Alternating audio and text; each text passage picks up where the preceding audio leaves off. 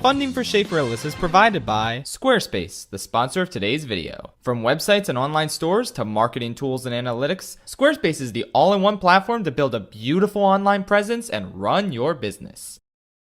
Disney and I have a pretty good thing going, I'd say. The sheer volume of new Disney animation, Pixar animation, Star Wars, and MCU products constantly being churned out means that I never run out of things to talk about on my funny little YouTube channel. I can't complain too hard about the extreme devotion to quantity over quality that Disney now subscribes to, because it helps me run my little business. But the truth is, on the artistic side of things, it's been kind of heartbreaking to see the tumble these studios have taken over the years. I don't revel in disliking Disney animated movies, or Pixar movies, or Star Wars products, because I remember eras when the content that fell from these branches was consistently great, since they took their time to lovingly craft incredible experiences that would stand the test of time. And believe it or not, the same applies to the MCU.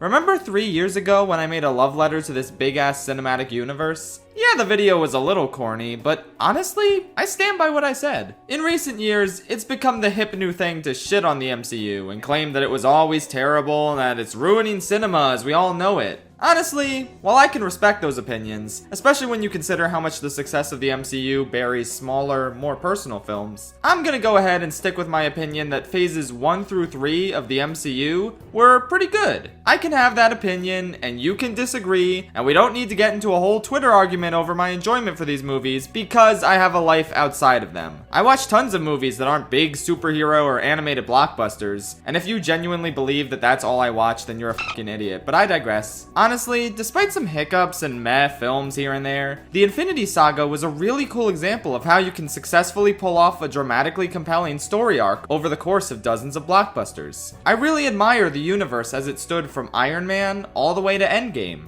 But the thing is, stories are meant to have an ending, and this one had a really good one. But of course, it couldn't stop there. You really think Disney was about to give up their biggest cash cow? They're gonna keep making these things until the sun blows up. And in greater numbers, too. In the past 1 3/4 years, we have had 6 MCU movies and 8 MCU TV shows. So, more MCU things coming out in 1 3/4 years than the entirety of phases 1 and 2. Which stretched from 2008 to 2015. And those first 2 phases built up to 2 separate big crossover movies. Lots of things were progressing in terms of the story and the characters that were being brought together. Meanwhile, barely any of the 14 products we've gotten this short amount of time have felt meaningfully connected so far. Phase 4 will soon be coming to a close with the release of Black Panther: Wakanda Forever. And even if that ends up being the greatest movie ever, it still won't change the fact that nothing in the rest of Phase 4 built up to it. As well as the fact that an exceptional movie is the outlier quality-wise in this phase.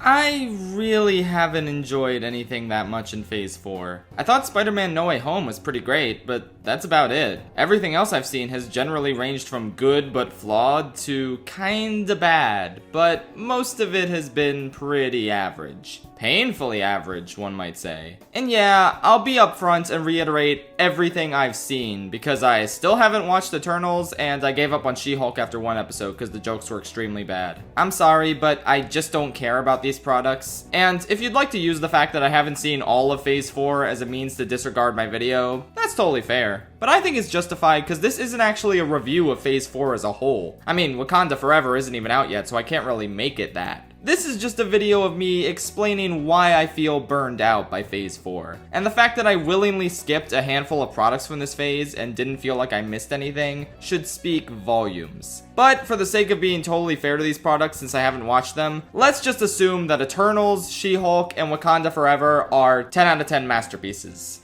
Yeah, I mean, you never know. It's possible. So that's 3 exceptional products, plus Spider-Man No Way Home, which I saw and thought was great. Okay. 4 true bangers out of 14. That's a whopping 28.6% of Marvel's Phase 4 output. A little over a quarter. And keep in mind, this is the best case scenario where I consider these shows and movies to actually be exceptional. Something tells me that this percentage of great content would go down significantly if I actually watched them. Now, to be fair, it's not like I thought phases 1 and 2 were all that exceptional. I like the Avengers and Iron Man 1 and 3, and I love Winter Soldier and Guardians of the Galaxy. But both these phases had their fair share of stinkers to balance out the gems. But this was back when the MCU was still finding its footing and trying out what worked and what didn't. I see a lot of people saying, oh, you gotta be patient with Phase 4 and treat it the same way you treated Phase 1, since they have to build up to a new story arc.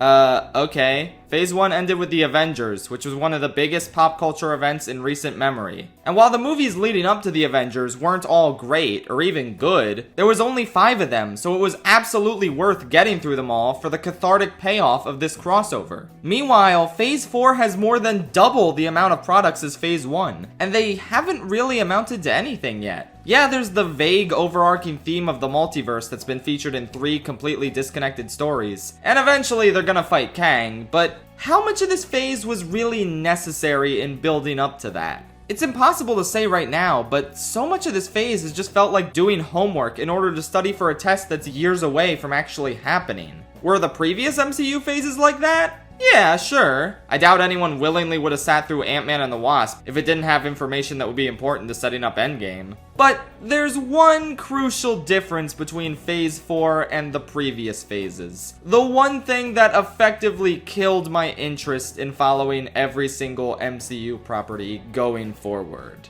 It's the TV shows. Regardless of their varied quality, following 2 or 3 blockbuster movies every year was perfectly manageable. Even if one of them wasn't great, oh well, you didn't really waste that much time watching it. But then you factor TV shows with 6 or 9 30 to 50 minute episodes into the mix, and it starts to become a true chore to sit through. There are shows that fit the episodic format nicely and have some definite high highs, like WandaVision or What If, but then they're brought down by a mediocre conclusion or a couple bad episodes. But the thing that's far worse to me is when stories that clearly could have been told in a single 2-hour movie are unnecessarily stretched into 6-episode TV shows. The Falcon and the Winter Soldier and Hawkeye are good early examples of this, but it became even more evident with Moon Knight and Miss Marvel. I thought the former was okay, and the latter was pretty good, but man, they would be so much better if you just cut out the fluff. I was honestly really bored during most of the first half of Moon Knight, but I'm glad I stuck with it because I finally started to really get into it halfway through the 4th episode. It got creative and weird and interesting, but to get there you have to trudge through 3 hours of generic tedium, and I would be way more forgiving if it was only 1 hour inside a single movie. Then the contrast between the first and second halves of the show would feel a lot sharper, but instead they dragged this shit out for so long. Meanwhile, I loved the first 2.5 episodes of Miss Marvel. The editing was really sharp, there were creative visuals that fit the teenage vibe of the show super well, and the characters were super lovable. But this show really drags in the middle, robbing the main conflict of any tension it previously had because of how slowly everything is moving. In a film, the events that play out here would have been so much tighter and kept the tension up. But instead they have to stretch things out to fill the 6-episode quota. Couple that with lame villains who make dumb choices, and a finale that, while not bad, still isn't as great as the beginning of the show, you have something that could have been really exceptional, falling incredibly short of its potential.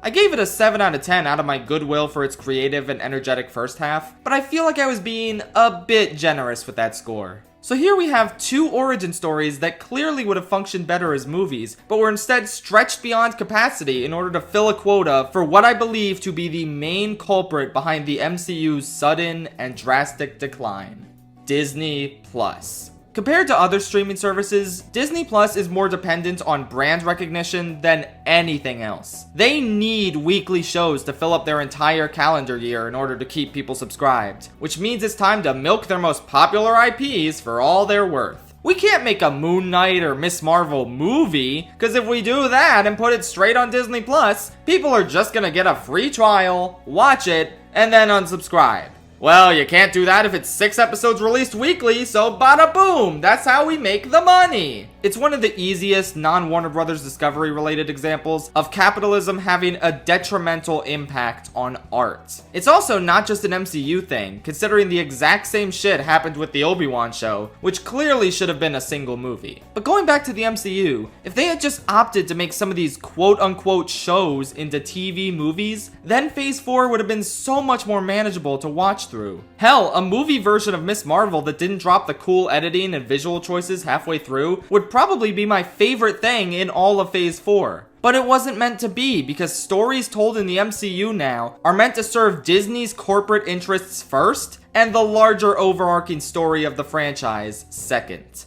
Okay, so I don't love the TV shows, but there's still 6 whole movies to talk about. Maybe they're good. No, I had some goodwill for Black Widow when I first saw it, but in hindsight, I don't even know why. It's incredibly lame and forgettable and pointless to the larger MCU as a whole, outside of introducing her sister as a replacement character going forward. I know a lot of people love Shang-Chi, and I thought it was great at first, especially the action. But then it kinda devolved into a generic, boring CGI snooze fest by the third act, and I haven't had any desire to revisit it. Eternals is a 10 out of 10, haven't seen it, as we previously established. No Way Home, look, I'm gonna be candid here for a second. As much as I love this movie, it is absolutely riding on previous non-MCU Spider-Man stories to booster its main appeal and its emotional core. I think it's a great Spider-Man movie, but I don't know if this being the crowning achievement of Phase 4 is something to be all that proud of. And then we have my 2 biggest disappointments of the phase: Doctor Strange and the Multiverse of Madness, and Thor: Love and Thunder.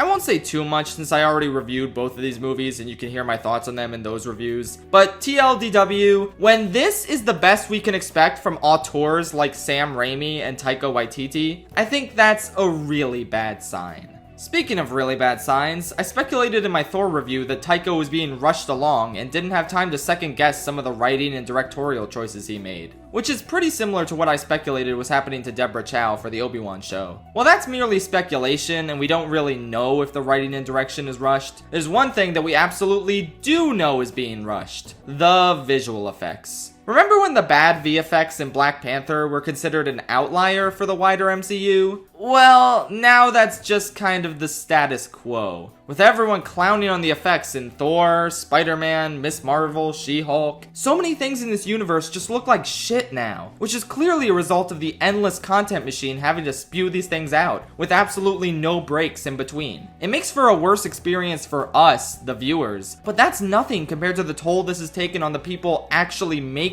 these effects. In recent months, we've heard all about the insane crunch times and unreasonable demands that Marvel is imposing on its VFX studios, and it's really upsetting to hear about. To be fair, these issues do predate Phase 4, but I think it's fair to assume that the crunch has gotten a lot worse as more and more Marvel products are being shat out. I mean, you can see that in the sheer amount of subpar visual effects we're getting now, which clearly aren't the fault of the actual VFX artists, and are rather the fault of Disney's insane, unreasonable content schedule. We don't need 7 movies and 8 TV shows in 2 years. You guys can spread them out. Marvel doesn't need to be the main thing carrying your streaming platform, Disney. Just make good original content that doesn't rely on being from a pre-existing brand. My favorite parts of Ms. Marvel were the non-superhero related scenes. I would watch a fun, quirky slice of life show about a Pakistani girl and her family. But Disney would never dare to make something like that if it wasn't connected to the Marvel IP. Alright, I've been rambling for long enough, so I think it's time to wrap this up. Bottom line is, I think it's pretty safe to say that the MCU has been taking us for granted. They assumed that we'd stick around after Endgame and be okay with the bloated volume of mediocre, half-hearted, ugly, overly stretched out content that hasn't gone anywhere yet after 14 products, in sharp contrast to its predecessors, which already meaningfully connected to each other. The MCU is starting to feel a lot like The Simpsons, something that's very clearly past its prime, but it's just gonna keep on going anyway, riding off the nostalgia we have for its glory days. And like, I'm still gonna tune into the stuff that interests me. I'll watch anything Guardians of the Galaxy related, and I'm cautiously optimistic to see what they do with Daredevil. But I'm absolutely done following everything in this universe. And I wouldn't say that I'm upset about that or anything. I mean, after all, this was kind of inevitable, right? The Infinity Saga had a fantastic conclusion, and I'm just kinda ready to move on now. And I want to make it absolutely clear that I'm fine with anyone liking Phase 4, or the MCU in general. Contrary to what film Twitter tells you, it's not the worst thing in the world, nor is it devoid of artistic expression or compelling stories. Just because there are richer, better shot, better acted, and better told stories out there, that doesn't make the MCU bad. There are very good MCU movies out there, and I still hold a certain amount of fondness for the Infinity Saga. But I'm also ready to move on and stop following the MCU as religiously as I did in the past. It is what it is, and that's that. Anyway, go watch Daredevil, cause season 3 is legitimately the best thing in the entire MCU, regardless of how dubiously canon it is to that universe. Good night, Tri-State Area. Oh yeah, I also wanted to mention that I wasn't really counting TV specials throughout this video, but after writing and editing all of it, I checked out Werewolf by Night, and it was pretty good actually. I wish it was longer with better developed characters, but overall very creative and well directed and good. Also, you know what else is good? Squarespace! Let's talk about that right now. Squarespace is a fantastic, intuitive, online website builder that allows you to create beautiful websites for your business or personal hobby. Present your work using Squarespace's professional portfolio designs. Display projects in customizable galleries and add password-protected pages to share private works with clients. You can even present your videos from YouTube, Vimeo, and Animoto on your Squarespace site. Add an image overlay to your video to improve your website's load speed by waiting to embed video players until playback starts. Every design automatically includes a unique mobile presence that matches the overall style of your website, so your content will look great on every device, every time. And if you don't want that, you can always disable the mobile view from Website Manager. Buying a domain from Squarespace is so simple because there are no hidden fees or price hikes. Each domain comes with an ad-free parking page and free WHOIS privacy on eligible domains. Squarespace sells over 200 top-level domains, so you can find the perfect name for your website. Choose a URL that ends in .com, .net, .org, or you can always get a more specific one like .art if you want to be fancy. If you're ready to share your passions or promote your business with the rest of the world, head to squarespace.com for a free trial. And when you're ready to launch, go to squarespace.com/ShapeFrillis to save 10% off your first purchase of a website or domain.